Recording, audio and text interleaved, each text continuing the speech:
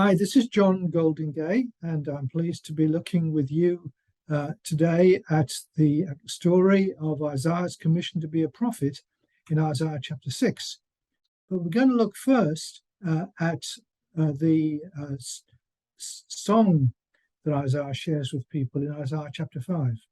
नमस्कार, मेरा नाम जॉन गोल्डिंग है। फिर से एक बार बहुत ही आनंदित हूं कि यशायाह 6 में से हम आज सीखने वाले हैं। यशायाह को किस प्रकार से जिम्मेदारी दी गई थी एक नबी होने की, परंतु उसमें आगे बढ़ने से पहले हम यशायाह 5 की कुछ आयतों को पढ़ना चाहते हैं।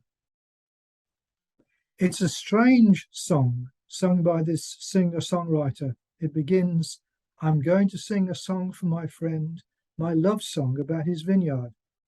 और ये बहुत ही एक अजीब किस्म का गाना है जो इस गीतकर्ता ने लिखा है। इसकी शुरुआत इस प्रकार से होती है, अब मैं अपने प्रिय के लिए और उसकी दाख की बारी के विषय में गीत गाऊंगा। My friend had a vineyard on a fertile ridge. He dug it and stoned it and planted it with choice vines. He मेरी built a tower in the middle of it and also hewed a press in it.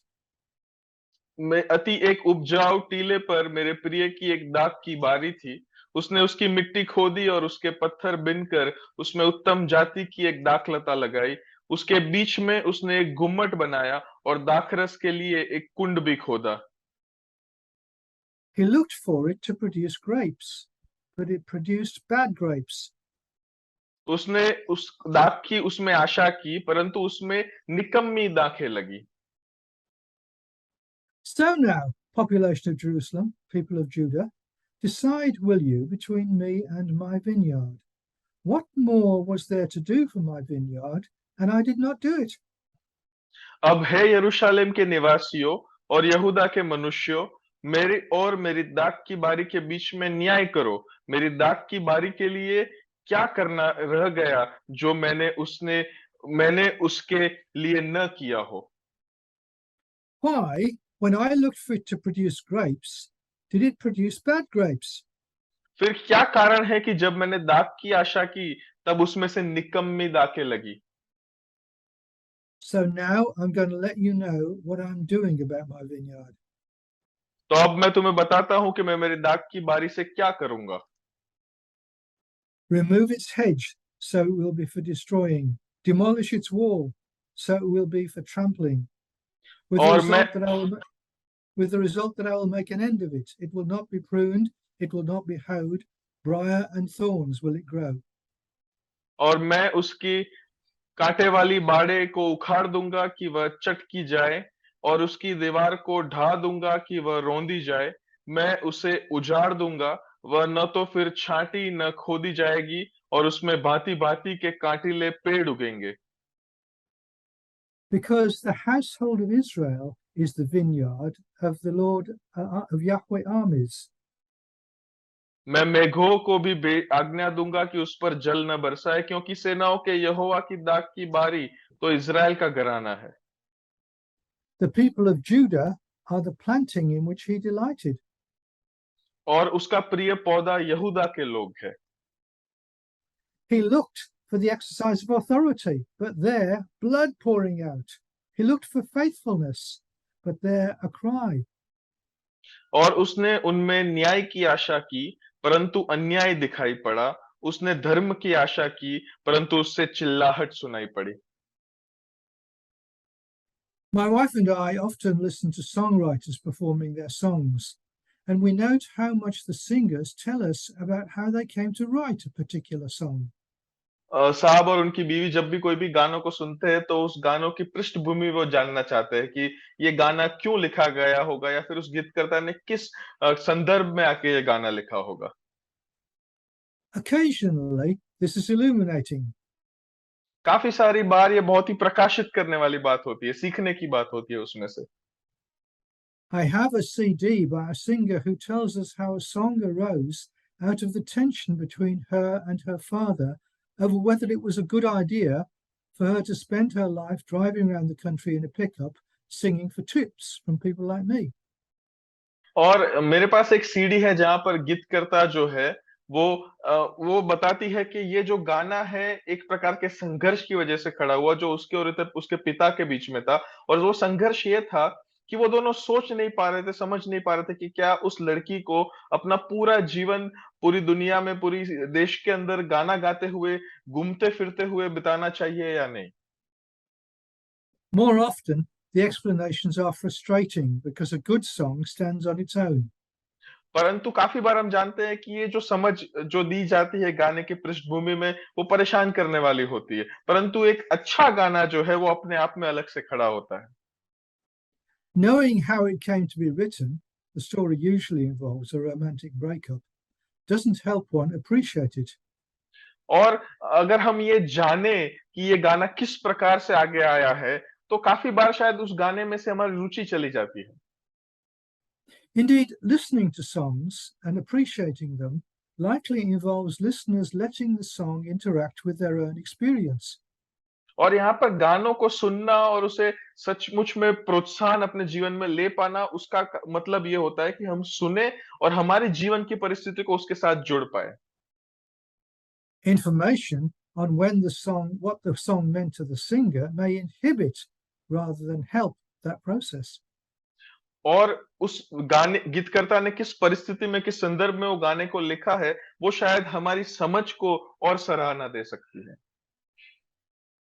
Isaiah, the songwriter, cleverly introduces his song with an explanation that turns out to be misleading. और यहाँ पे जो गीतकर्ता यशायाह है, वो बहुत ही चतुर रीति से अपने पूरे गाने की परिचय देता है और वो जो समझ देना चाहता है, वो सचमुच में आगे चल के बहुत ही नाशवंत दिखती है हमें। One can imagine him standing in the temple courtyards where he often preached and where people got used to ignoring his negative message. और आप शायद कल्पना कर सकते हो कि वो मंदिर की दीवारों, मंदिर की चौखटों में खड़ा है, जहाँ से वो ज़्यादातर संदेश अपने देता था और लोग जो है वो अभी उसके नकारात्मक इस संदेश को धिक्कार रहे हैं, नकार रहे हैं। This time, things have changed, he says. परंतु इस बार बात बदल गई है, तो जो संदर्भ है वो बदल गया है, वो कह रहा है। He has written a love song for a friend who is about to get married or who at least has his eye on a girl and hopes his family will be able to negotiate an arrangement with her family. परंतु यहाँ पर अब जो गाना है वो एक प्रियजन का प्यार का गाना है, जो उसने अपने एक मित्र के बारे में लिखा है, जो शायद शादी करने वाला है या फिर कम से कम शादी नहीं तो उसकी एक अच्छी लड़की पर उसकी नज़र गई है और वो आशा रख रहा है कि दोनों परिवारों के बीच में योग्य वाटाघाटें होंगी, योग्य बातचीत होगी ताकि वो शादी को अच्छे से कर पाए। It's a song about a vineyard, ये तो कहानी एक दाख की बारी के बारे में है। but people would have no trouble understanding that it concerns the girl he loves परंतु लोगों को बिल्कुल भी मुश्किल नहीं होगी समझने के लिए कि ये दरअसल में एक लड़की के बारे में जिससे वो प्यार करता है। because the Song of Songs shows how a vineyard is a common image for a girl. क्योंकि गीतों के गीत में हम देखते हैं कि किस तरह से दाग की बारी को हमेशा एक लड़की के साथ समझाया गया है। Isaiah's friend, he says, has worked hard at cultivating his relationship with the girl in question. और यहाँ पर यशायाह का जो मित्र है, यहाँ पर लिखा गया है कि उसने बहुत मेहनत की है इस पूरे संबंध, इस पूरे रिश्ते के ऊपर, जिस लड़की के बारे में बात की गई है वहां पर। But then the song goes wrong and becomes a song about unrequited love, like the songs of most singer-songwriters. परंतु आगे जब गाना आगे बढ़ता है, तब ये गाना तो एक नकारात्मक दिशा में वो अपनी ढाल लेता है, जैसे कि ज्यादातर के आज के समय के जो गाने होते हैं उस प्रकार। His attentiveness didn't work. उसने ध्यान दिया उस दाग की बारी के ऊपर, परंतु वो ध्यान देना भी काम का नहीं रहा। Isaiah asks his audience what else his friend could have done. और यशायाह यहाँ पर अपने सुनने वालों से कहता है कि उसके मित्र ने और क्या-क्या करना चाहिए था। Then the song somersaults into something like a horror movie as he declares his intention to destroy the vineyard. और एकदम से जो गाने हैं, गाने का पूरा रुख बदल जाता है जब वो उस दाग की बारी को नष्ट करने की बात करने लगता है। Isaiah has been stringing his audience along and saying the same kind of thing as usual, though maybe winning their attention with his song may still mean they take more notice than they really wanted to. और यहाँ पर यशायाह जो है फिर से एक बार अपने सुनने वालों को वही बात कह रहा है जो नाश की बात थी, जो अगले 5 अध्यायों में वो पिछले 5 अध्यायों में कहता आया है, परंतु इस बार शायद उसने शुरुआत कुछ अलग की है, क्योंकि उसने प्यार के गाने से शुरुआत की है। Isaiah is working the way that Jesus will when Jesus takes up his technique in his parables and also takes up the theme of the vine in a threatening way. और यीशु मसीह भी शायद यशायाह के तौर पे ही हम आगे जाके देखते हैं कि सुसमाचार के अंदर यीशु मसीह भी यशायाह की इस पूरी टेक्निक को तकनीक को आजमाते हैं अपने दृष्टांतों में, और आगे जाके वो भी इस दाग की बारी की दृष्टांत को इसी प्रकार से प्रस्तुत करते हैं लोगों के आगे। A vineyard can stand for a girl, but in a theological context, it can also stand for Israel. और एक दाग की बारी ज्यादातर हम देखते हैं कि लड़की के उसका मतलब एक लड़की हो सकता है, परंतु धर्म वैज्ञानिक संदर्भ के अंदर हम अगर देखें तो ये विनयार्ड या फिर ये जो दाग की बारी है वो इज़राइल के साथ भी समकक्ष की जाती है। Isaiah's punchline involves a double play on words, but it's not playful. पर यहाँ पे जो यशायाह का जो मुख्य शब्द है या फिर जो मुख्य वाक्य है, वो दरअसल में कुछ शब्दों के साथ खेल कर रहा है। As Yahweh wanted to see the exercise of authority. क्योंकि यहाँ पर यहोवा जो परमेश्वर है, वो अधिकार अपना दिखाना चाहते थे। The Hebrew word for the exercise of authority is mishpat. और जो हिब्रू शब्द है अधिकार को अधिकृत करना, उसका मतलब है मिशखा। But what Yahweh came to see was not mishpat, but mispah. और यहाँ पर जो यहोवा परमेश्वर जो करने आए, देखने आए, वो मिशपात नहीं था पर मिशपा है। Mishpat is the word for blood pouring out. और मिशपा का दरअसल में अर्थ होता है लहू बहना। God looked for mishpat, but what he saw was mispah. यहाँ पर परमेश्वर दरअसल में मिशपा मतलब कि अधिकार का चलाया जाना देखने आए थे, परंतु उन्होंने आके जो देखा वो था मिशपा, मतलब कि लहू बह रहा था। He looked for the proper exercise of authority, but what he saw was blood pouring out. दरअसल में परमेश्वर जो है, यहोवा जो है, वो अधिकार का अच्छे से वहन किया जाना देखने आए थे, परंतु वो बहता हुआ लहू देखते हैं। Similarly, God looked for faithfulness, और उसी तरह से परमेश्वर जो है वो विश्वासुपना चाहता था।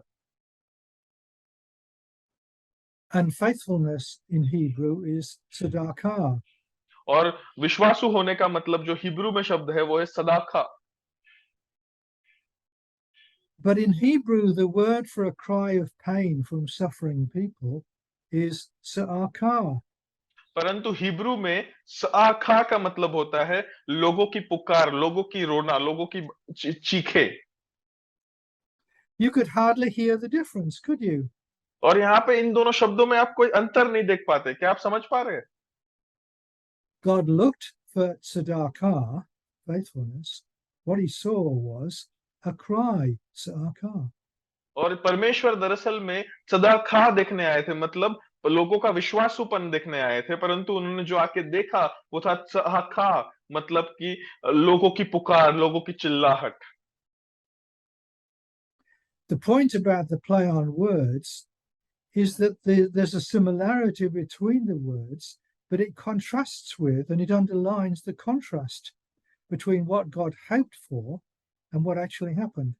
और यहाँ पे जो मुख्य मुद्दा है, जो शब्दों के साथ खेल जो यशायाह यहाँ पर इस गाने में कर रहा है, वो ये है कि शब्द सुनने में तो एक जैसे लग रहे हैं, परंतु वहां पे जो विभिन्नता है, वहां पे जो अंतर है, वो ये है जो परमेश्वर ने आशा की थी वो देखेंगे, और जो सचमुच में जो परमेश्वर देखते हैं उसमें बहुत बड़ा अंतर है। What God saw in the community was a cry of pain instead of faithfulness और जो and the परमेश्वर pouring ने जो out of blood. देखा वो था कि वो पुकार रहे थे, वे चिल्ला रहे थे, दरअसल में उन्हें विश्वासुपन देखना था वहां पर। And the pouring out of blood instead of the exercise of authority. और अधिकार का वहन करने की जगह पे वो लहू बहता हुआ देखते हैं समुदाय में। The rest of Isaiah chapter 5 spells out what would actually issue from this cry of pain. और इसके आगे का जो यशायाह 5 का जो भाग है, वो इस चिल्लाहट की जो पुकार है, उसमें से जो बाहर आता है उसके बारे में लिखा गया है। Whereas every family was supposed to earn a piece of land off which it could live, some people have found ways of appropriating other people's land. और हम जानते हैं कि हर एक परिवार को एक नियुक्त जगह दी गई थी, जमीन दी गई थी जो उनकी खुद की होनी चाहिए थी, परंतु कुछ लोगों ने कुछ ऐसी नाजायज चीजों के द्वारा दूसरे लोगों की जमीन भी अपने खुद के मालिकी में करने के रास्ते ढूंढ लिए थे। So, by semi legal means, they have deprived the owners of the land of their livelihood. और नाजायज रास्तों को अपना के ये कुछ लोगों ने दूसरे लोगों से उनकी जमीन छीन ली थी और वे उनके मालिक बन गए, तो इसकी वजह से इनके पास कुछ रहने के लिए, जीने के लिए, कमाने के लिए कोई साधन नहीं बचा था। As well as that, Isaiah says, they indulged themselves in drinking and music. और उसके साथ साथ यशायाह कहता है कि यही जो लोग हैं वे मदपान करने में और संगीत में मशगूल रहते हैं। They don't believe the talk about God intending to act against them. और यहूदा के विरुद्ध जो परमेश्वर कार्य करने वाले हैं उस पर वे विश्वास नहीं करते हैं। They think they have insight, but they actually lack insight. वो मानते हैं कि उनमें बहुत बुद्धि है, समझ है, परंतु दरअसल में उनमें ऐसा कुछ नहीं है। They think that they're important, but they're actually dispensable. वो सोचते हैं कि वह बहुत ही महत्वपूर्ण लोग हैं, परंतु वो नकारे हुए लोग हैं। Their homes will be devastated, their crops will fail. और उनके जो घर है उनका नाश किया जाएगा, उनकी जो फसल है वो एकदम निकम्मी जाएगी। They will lose their land, they will die and find themselves in Sheol. वो अपनी जमीनों को, अपनी जगहों को भी खो देंगे और वो अंततः में मर जाएंगे और शेओल में पाए जाएंगे। Well, now that's Isaiah chapter 5. All that is background to God commissioning Isaiah to be a prophet. और ये जो पृष्ठभूमि हम यशायाह 5 में देखते हैं, ये दरअसल में यशायाह 6 के लिए एक पार्श्व भूमिका के तौर में कार्य करती है। So here is Isaiah 6. और यहाँ पर यशायाह 6 का वर्णन है। In the year King Uzziah died, I saw my Lord sitting on a throne high and lofty, with his train filling the palace. जिस वर्ष उजिया राजा मरा, मैंने प्रभु को बहुत ही ऊंचे सिंहासन पर विराजमान देखा और उसके वस्त्र के घेरे से मंदिर भर गया। Seraphs were standing above him, each had 6 wings. उसके ऊंचे पर सराफ दिखाई दिए, उनके 6 पंख थे। With 2 it would cover its face, with 2 it would cover its feet, with 2 it would fly. दो पंखों से वे अपने मुख को ढंकते थे, दो पंखों से अपने पांवों को ढंकते थे और 2 से वे उड़ते थे। One would call to another, Holy, holy, holy is the Lord of hosts. वे एक दूसरे से पुकार पुकार कर कहते थे कि सेनाओं के यहोवा पवित्र पवित्र पवित्र है। His splendor is the filling of the entire earth. सारी पृथ्वी उसके तेज से भरपूर है। The doorposts on the sills shook at the sound of the one who called, and the house filled with smoke.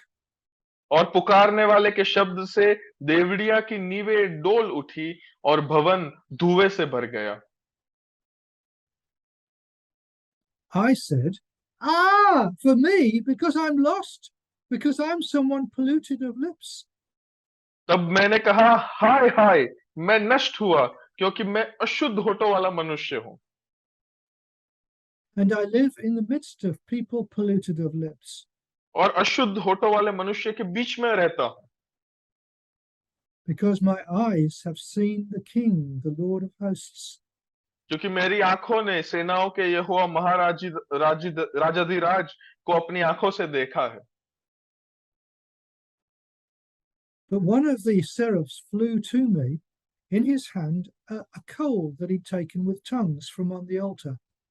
तब एक सराफ हाथ में अंगारा लिए हुए, जिसे उसने चिमटे से वेदी पर से उठा लिया था, मेरे पास उड़कर आया He made it touch my mouth, और उसने उससे मेरे मुंह को छूकर, and he said, "There, this has touched your lips, and your waywardness will go away. Your offense will be expiated." और उसने मेरे मुंह को छूकर कहा कि देख, इसने तेरे होठों को छू लिया है, इसलिए तेरा अधर्म दूर हो गया और तेरे पाप क्षमा हो गए। Then I heard my Lord's voice saying, "Whom shall I send, and who will go out for us?" और तब मैंने मेरे प्रभु का वचन सुना कि मैं किसको भेजूं और हमारे लिए कौन जाएगा। I said, "Here I am, send me." तब मैंने कहा कि मैं यहां हूं, मुझे भेज। He said, "Go और उसने कहा कि जा and say to this people, keep on listening but don't understand, keep on looking but don't acknowledge." और इन लोगों से जाके कहे कि सुनते ही रहो परंतु न समझो, देखते ही रहो परंतु न बुझो।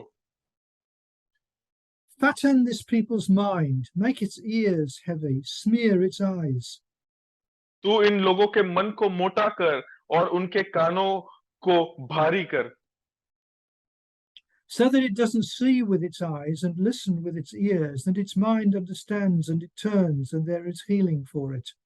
और उनकी आंखों को बंद कर, ऐसा न हो कि वे आंखों से देखे और कानों से सुने और मन से बूझे और मन फिराए और चंगे हो जाए। So I said, "For how long, my Lord?" He तब said, मैं तब मैंने पूछा कि हे प्रभु, कब तक? He said, "Until cities have crashed into ruins so that there is no inhabitant, and houses so that there is no one, and the country crashes into ruins, a desolation." उसने कहा कि जब तक नगर न उज्जड़ और उनमें कोई रह न जाए और घरों में कोई मनुष्य न रह जाए और देश उजाड़ और सुनसान हो जाए। The Lord will send the people away. Vast will be the abandonment in the midst of the country. और मनुष्य को यहोवा उसमें से दूर कर दे और देश के बहुत से स्थान निर्जन हो जाए। When there is still a tenth in it, it will again be for grazing. और चाहे उसके निवासियों का 10वां अंश भी रह जाए, तो भी वह नष्ट किया जाएगा। Like a terebinth tree or like an oak, of which there is a stump after their felling. परंतु उस छोटे या बड़े बांज वृक्ष को काट डालने पर उसका ठूंठा बना रहता है, वैसे ही पवित्र वंश उसका ठूंठा रहेगा। Its stump is the holy seed. वैसे ही पवित्र वंश उसका ठूंठा रहेगा। Well, now, a little while ago, I went to preach at a new church that is part of the emerging church movement, which started in Australia and the UK and spread to the United States. और कुछ समय पहले मैं एक कलीसिया में प्रवचन करने के लिए गया था, जो एक नया बढ़ती हुई जो एक कलीसिया थी, और उसकी शुरुआत ऑस्ट्रेलिया और यूके में हुई थी और वो धीरे से यूएस में भी प्रसर रहा था। The background of the emerging church movement is an awareness that the traditional churches are in deep trouble. और इस बढ़ते हुए नई कलीसिया की जो पृष्ठभूमि है वो ये है कि जो पुराने जो प्रणालिका की ओर चलने वाले जो कलीसियाएं थी, वो बहुत ही मुश्किल में पड़ी हुई है अभी। That awareness was obvious earlier in the UK and Australia than in the United States. और ये जो जागृति थी वो दरअसल में यूनाइटेड स्टेट्स से बहुत समय पहले यूके और ऑस्ट्रेलिया में आ गई थी। And there's also a disillusion with the church's traditionalism and the distance that separated the churches from the wider culture. और जो वहां का जो संदर्भ था, वहां की जो संस्कृति थी, उससे ये जो प्रणालिकाएं थी कलीसियाओं के अंदर जो पाली जाती थी, जो पुराने कलीसियाओं में जो पाली जाती थी, वो बहुत ही अलग थी। वो अपने आप को वहां के संदर्भ से बहुत ही जुदा कर रही थी। The service I preached at took place in a school hall, not a church building. और जहाँ पर मैंने प्रवचन किया, जहाँ पर मैंने संदेश दिया, वो दरअसल में वो जो भजन सेवा थी, वो एक स्कूल के एक हॉल में हुई, कोई चर्च की बिल्डिंग में नहीं हुई। It didn't aspire to be a mega church either. The people present were nearly all young adults. और वहां पर वो कोई बड़ी सी ऐसी कलीसिया भी नहीं थी, वहां पे जो लोग थे वो बहुत ही युवान ऐसे लोग थे। Another church like that where I've preached, this one met in a theatre, collapsed in due course when its members started becoming not only married but parents. और फिर उसके बाद एक और ऐसे कलीसिया में जहाँ पे मैंने प्रवचन किया, वो एक थिएटर में मिलता था, परंतु ये जो कलीसिया थी वो धीरे से मिलना बंद हो गई, क्योंकि ये जो युवान जो लोग थे वो धीरे धीरे माता पिता बन रहे थे। And they didn't quite know how to be an emerging church for people with young families. अब मुझे पता नहीं चला कि वो किस तरह से आगे बढ़ती हुई नई कलीसिया थी, जब वहां पर नए नए परिवार जो माता पिता बन रहे थे। Now, I don't know whether the emerging church in the West is a new shoot that promises new life for the church. अब मुझे ये नहीं पता है कि ये जो बढ़ती हुई नई कलीसियाएं है, जो यहाँ के संदर्भ में, वो सचमुच में नया जीवन जो प्रभु के वचन में दे रहा है, वो सचमुच में वो कलीसिया है या नहीं। But if it is, it will be a kind of fulfillment of the tiny promise at the end of Isaiah's vision of the Holy One, the promise that's expressed in those words, its stump is the holy seed. और अगर दरअसल में अगर ये सच है भी है, तो भी ये जो दरअसल में जो वचन को परिपूर्ण करता है, वो यशायाह के इस दर्शन के आखिरी भाग में पवित्र व्यक्ति के बारे में का जो दर्शन है, उस दर्शन को वो पूरा करता है, जहां पर वो स्पष्ट रीति से लिखा है कि वैसे ही पवित्र वंश उसका ठूंठा रहेगा। Those words, its stump is the holy seed, are admittedly a bit enigmatic. और ये जो शब्द है कि वैसे ही पवित्र वंश उसका ठूंठा रहेगा, दरअसल में ये बहुत ही दिलचस्प और रहस्यमय शब्द है। And they come as the conclusion of an enigmatic few sentences in Isaiah's account of his call. और यशायाह के दर्शन, यशायाह के बुलाहट का जो ये वाक्य यशायाह 6 है, ये जो शब्द है वो दरअसल में और रहस्यमय शब्दों के बाद में आता है। Isaiah's account of his vision opens 2 or 3 chapters that take the form of story rather than bare reports of the content of his preaching. और यशायाह का ये जो दर्शन का जो लेखा है, वो दरअसल में 2 और 3 अध्याय पहले से शुरू होता है, जहां पर एक कहानी की बात की गई है, ना केवल उसके जिस प्रकार से उसने प्रवचन किया, संदेश दिया, उसकी जो बातें हैं वो लिखी गई हो। So the arrangement of the book of Isaiah is a little like the flow of a movie that begins in the middle of things, then takes you back to explain the background to what you've seen so far. और इसीलिए ये यशायाह की पुस्तक का जो जिस तरह से वहां पर जो लिखी गई चीजें हैं, जिस तरह से रखी गई है, वो एक ऐसे चलचित्र के समान है जिसकी शुरुआत बीच से होती है, फिर उसके बाद वो आगे की जो पृष्ठभूमि है, जहां पे जो हुआ है, वो सब कुछ समझाने जाता है। What we've read so far in Isaiah chapter 5 is a summary of Isaiah's message as a whole. और यशायाह 5 में जो अभी हमने पढ़ा था, वो दरअसल में यशायाह के पूरे संदेश, जो उसने जितने भी संदेश दिए, उसको संक्षिप्त में वहां पे लिखा गया है। It's had warnings, and it's pointed out how warnings have been fulfilled, and it's had promises. और वहां पे चेतावनियां लिखी गई है, और वहां पे चेतावनियां किस प्रकार परिपूर्ण की गई वो लिखा गया है, और उसमें वचन भी दिए गए हैं। The first paragraph in Isaiah, in things that Isaiah has said, has noted how judgment has fallen on the people, but also how the judgment that has fallen won't be the final judgment. और यहाँ पे जो हमने आगे देखा वो यशायाह के बारे में है, और वो बताता है यशायाह कि जो न्याय है वो लोगों पर आया है, परंतु दरअसल में जो न्याय आया है लोगों पर, वो आखिरी न्याय नहीं है। The people will experience more judgment if they fail to heed Isaiah's message. कि यशायाह यहाँ पे ये कहना चाह रहा है कि यदि यशायाह के संदेश को लोगों ने बहुत ही गंभीरता से नहीं लिया, तो उन पे और भी न्याय आएंगे। Imaginatively, Isaiah pictures an imperial army such as Assyria or Babylon coming from far away to the north and east, frightening, in its ruthless efficiency and rigor. और बहुत ही चित्रात्मक रीति से, कल्पनात्मक रीति से यहाँ पर यशायाह जो है, वो अशूर और बाबेल की जो सेनाएँ थी उसकी वहाँ पे वर्णन करता है, जो पूर्व और उत्तर से आ रही है और लोगों को बहुत ही भयंकर रीति से डराते हुए आ रही है, उनका नाश करते हुए आ रही है। So that's all the material that occupies Isaiah chapters 1 to 5. और ये जो पूरा बात हमने देखी, वो यशायाह 1 से 5 का पूरा जो संदेश है वहां पर लिखा गया है।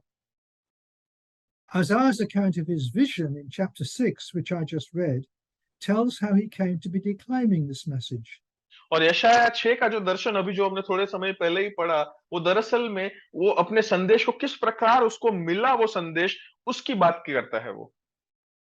His vision came in the year that King Uzziah died after his long reign. उसका जो दर्शन है वो उजिया राजा के लंबे समय के राज के बाद उसको ये दर्शन हुआ। When his son Jotham or his grandson Ahaz thus became sole king after reigning alongside Uzziah. और उसके ये दर्शन दरअसल में संदर्भ ये था कि जब उजिया के बेटे योथाम और उसका बेटा आहाज, ये दोनों अकेले राजा बने, जो उजिया के मरने के बाद हुआ। But Isaiah doesn't name the new king, which puts him in his place and draws attention to Isaiah's focus on another king with a big K. और यहाँ पर यशायाह जो है उन राजाओं के नाम नहीं लेता है और इसकी वजह से वो दरअसल में एक और बड़े राजा की बात वो वहां पर करना चाहता है। इस बात को हम समझ सकते हैं। He has a vision of the Lord on his throne. उसे जो दर्शन होता है वो परमेश्वर का होता है, जो अपने सिंहासन पर बैठा हुआ है। The word Lord comes often in English translations of the Old Testament, but it usually represents God's actual name, Yahweh. और जो प्रभु शब्द है, जो हिब्रू में बार बार जो लिखा गया है, वो अंग्रेजी में भाषांतर करते हम बोलते हैं, परंतु दरअसल में वो परमेश्वर का जो दरअसल में जो नाम है यहोवा, उसका प्रतिनिधित्व करता है। Here, Isaiah uses the actual word Lord. और यहाँ पर देखें तो यशायाह दरअसल में यहोवा नहीं, परंतु दरअसल में जो प्रभु के लिए का जो शब्द है, उसका वो उपयोग करता है। And he uses the actual word Lord 3 times, along with a description of him as king and as the Lord of hosts. और यहाँ पर वो 3 बार इस शब्द का उपयोग करता है और उसको एक राजा के तौर पे और एक सेनाओं के सेनापति के तौर पे उसका उपयोग करता है वो यहाँ पर। So his vision emphasizes who is the real Lord and King. तो इसका मतलब है, इसका जो दर्शन है वो दरअसल में बताना चाहता है कि दरअसल में सचमुच का राजा और सचमुच का प्रभु कौन है। It wouldn't be surprising if Isaiah had his vision in the temple. ये बहुत ही आश्चर्यचकित करने वाली बात नहीं होगी यदि अगर यशायाह को अपना ये दर्शन जो है वो मंदिर में हुआ हो। But if he did, it becomes a vision of the king on his throne in his palace in the heavens. परंतु यदि ऐसा हुआ भी हो, परंतु हम जो दर्शन देखते हैं वो तो दरअसल में एक राजा का दर्शन है, जो अपने महल में स्वर्ग में अपने सिंहासन पर बैठा हुआ है। Hebrew doesn't have a special word for temple. Hebrew भाषा के अंदर मंदिर के लिए कोई खास अलग शब्द नहीं है। It uses the regular words for a house or a palace. और इसीलिए वो घर के लिए या फिर महल के लिए जो उपयोग किया गया शब्द है, उसी का उपयोग वो करता है। Because the temple is the heavenly king's dwelling. क्योंकि जो मंदिर है वो स्वर्गीय राजा का रहने का स्थल है। The seraphs that Isaiah talks about are creatures that combine some animal-like and some bird-like and some human-like features. और यहाँ पर जो सराफों का जो वर्णन वहां पर यशायाह करता है, वो दरअसल में थोड़े जानवर जैसे, थोड़े पक्षी जैसे और थोड़े मनुष्य जैसे ऐसे चारित्र धराने वाले ऐसे जीव है।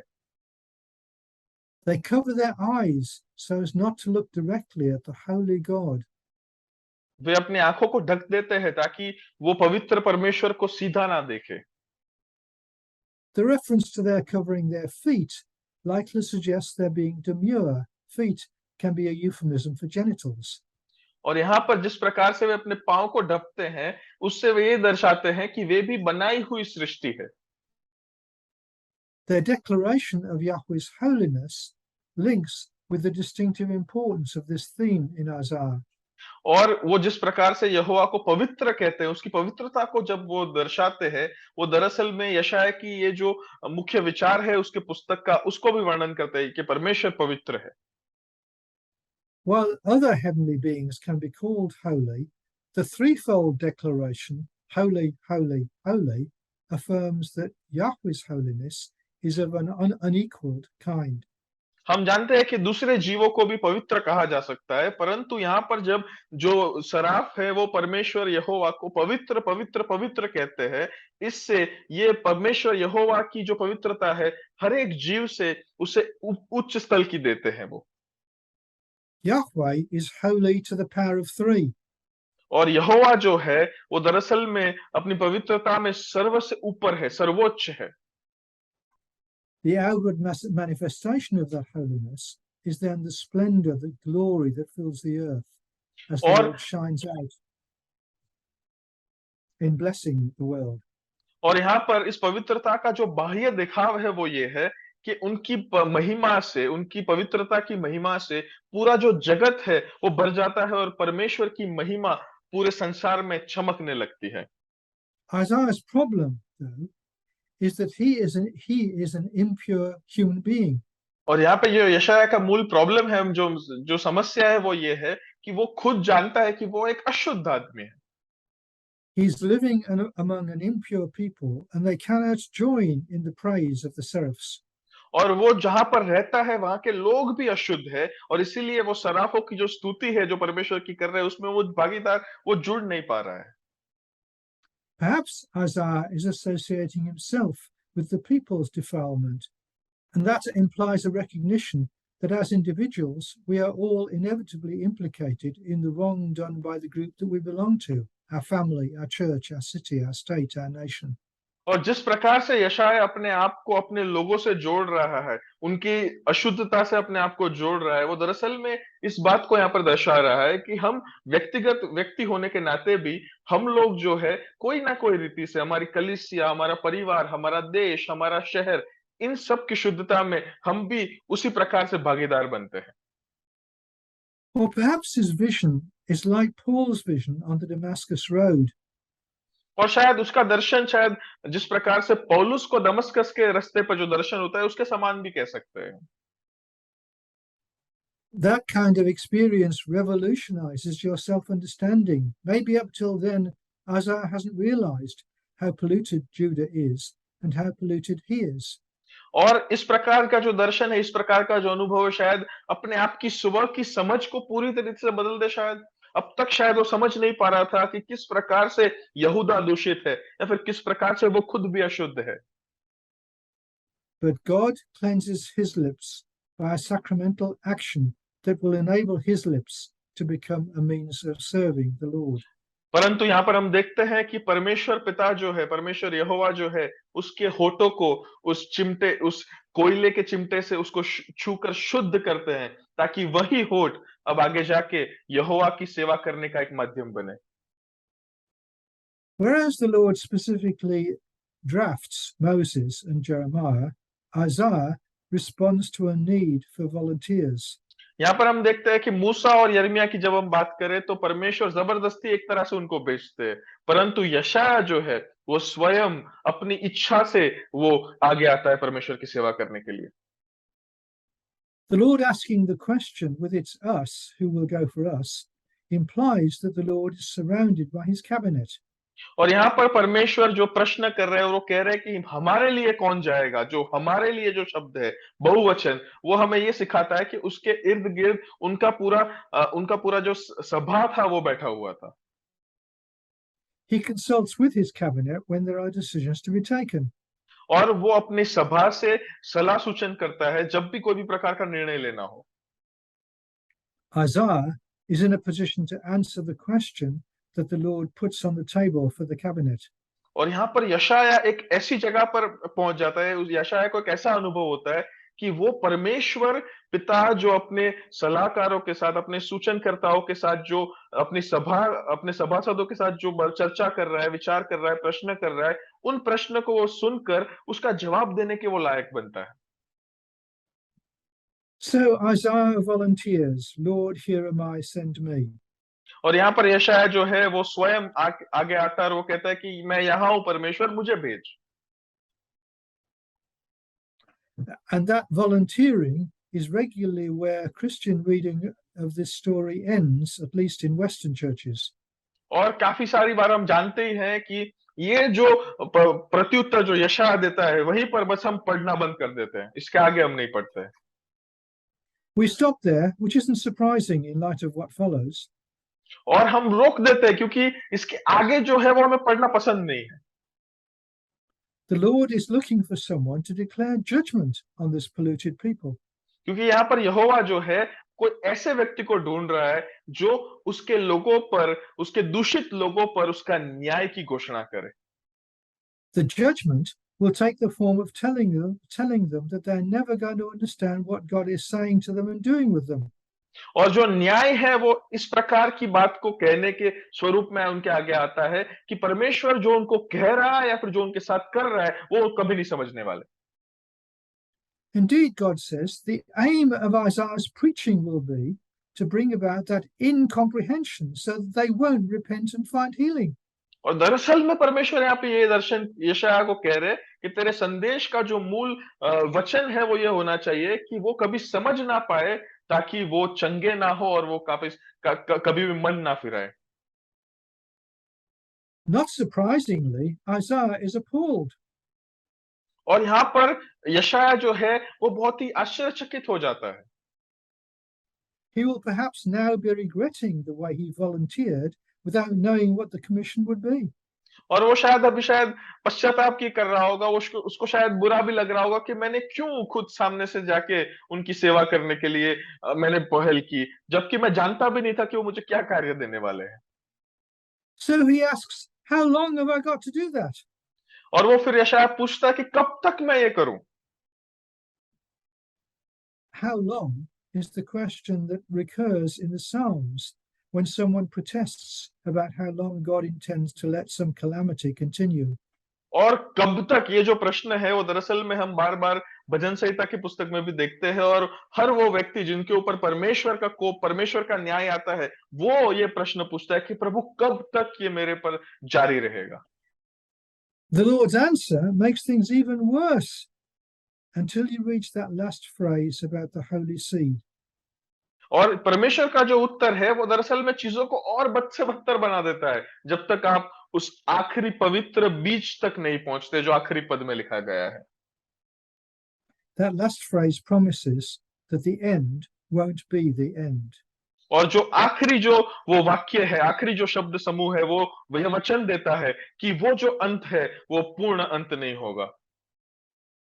A holy seed will survive, as a holy seed survives of the church in Europe and Australasia and the United States. और वो जो पवित्र आखिरी जो बीज है वो बच जाएगा, जैसे ही हम जानते हैं कि जो वो आखिरी बीज जो है वो हर एक कलीसिया का भी बचने वाला है। On the surface, this story implies that judgment is inevitable. और जब हम ऐसे ही पढ़ लेते हैं तब हमें पता चलता है कि ये कहानी से कि जो न्याय है उसे हम टाल नहीं सकते हैं। But the Lord's aim in telling people what he intends to do is to provoke a response.